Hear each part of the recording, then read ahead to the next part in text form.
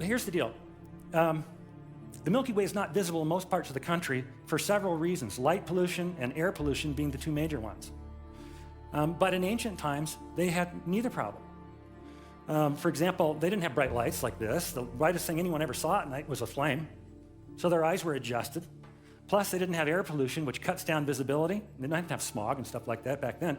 As a result, they all had seen the Milky Way. Everybody had seen the Milky Way, and were familiar with the stars and the constellations and all because the star, they were perfectly available to the naked eye, unlike most of our cities. Another reason they knew about the stars is it's a hot, arid place to live in the Middle East. And in the summertime, people used to sleep on their roofs.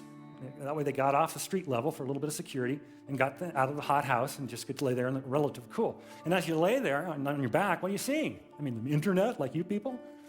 No, they're looking at the stars all night, every night. As long as they're up, they're seeing stars. And so people understood the sky. Now, here's why that's a clue.